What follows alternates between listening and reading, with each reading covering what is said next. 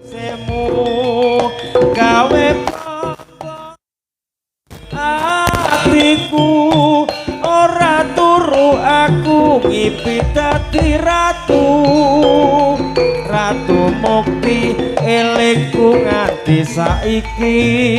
rina wengi kak pundi kaya aji uga lagu utama tatap langgang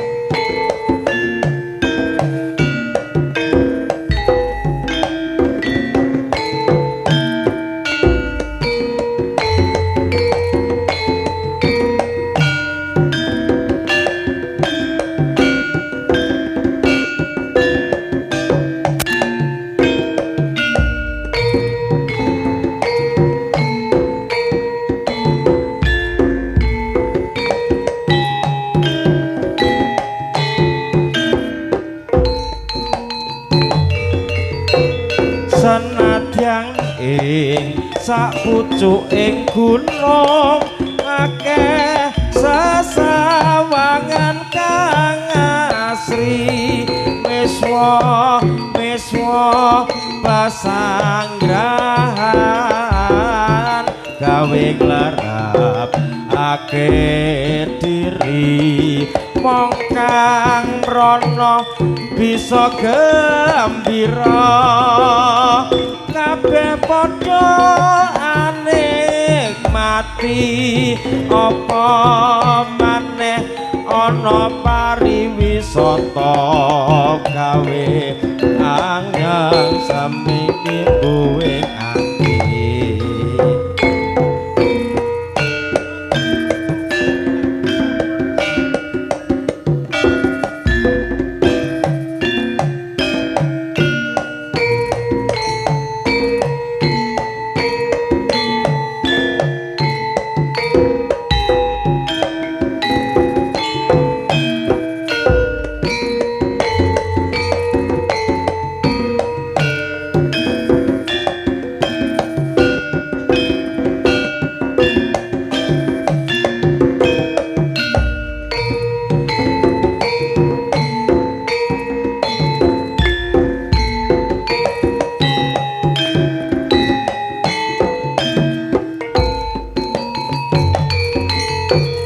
senadyan ing sapucuking gunung akeh sesawangan kang asri miswa pasanggrahan gawe nglerak akeh diri wong kang mrana bisa gembira kabeh padha anikmati apa maneh ana pariwisata kanggo bisa nimbi senenging ati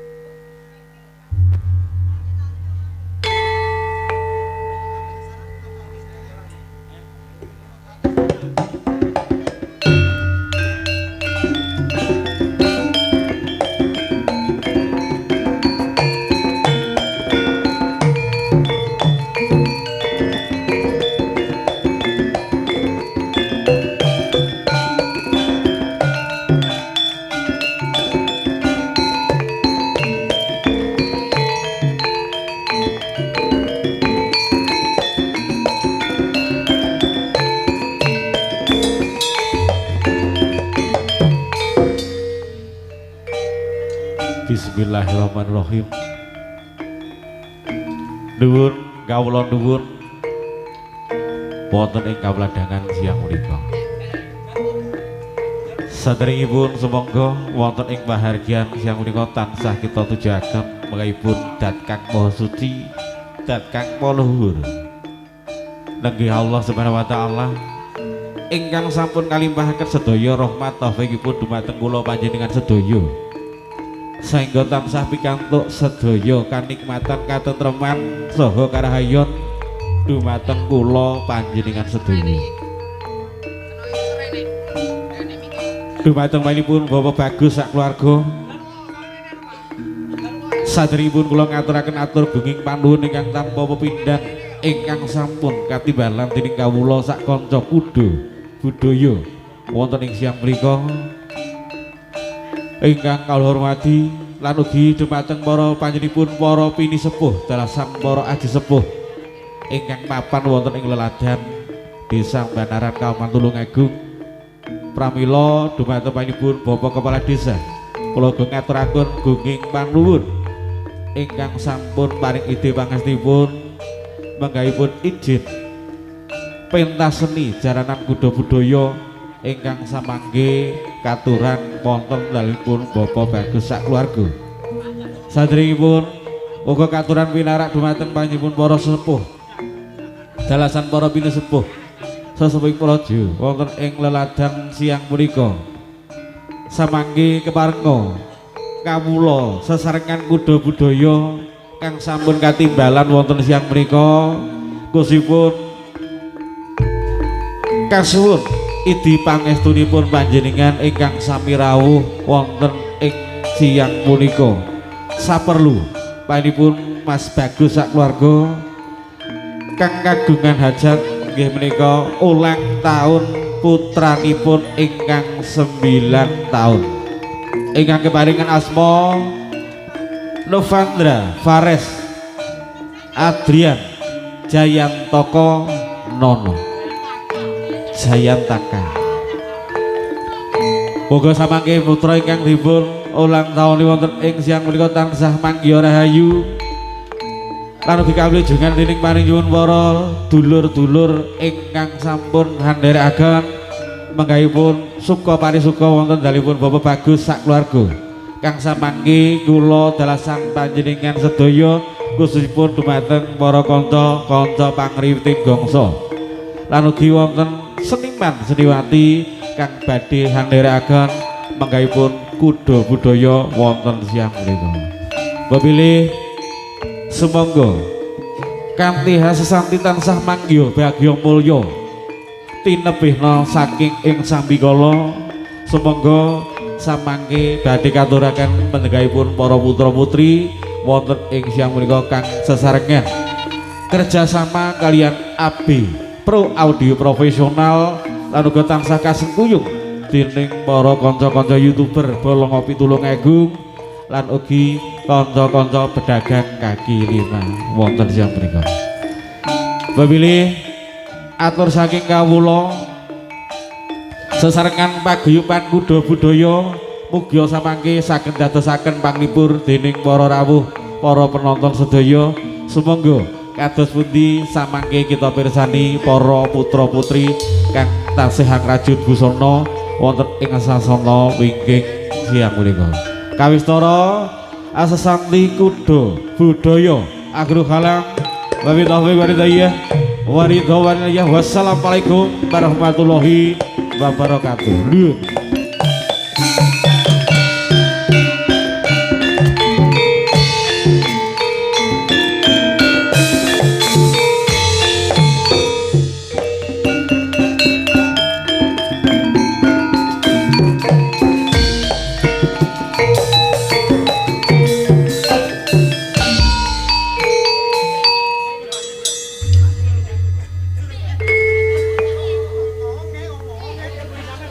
Matur gunging panuwun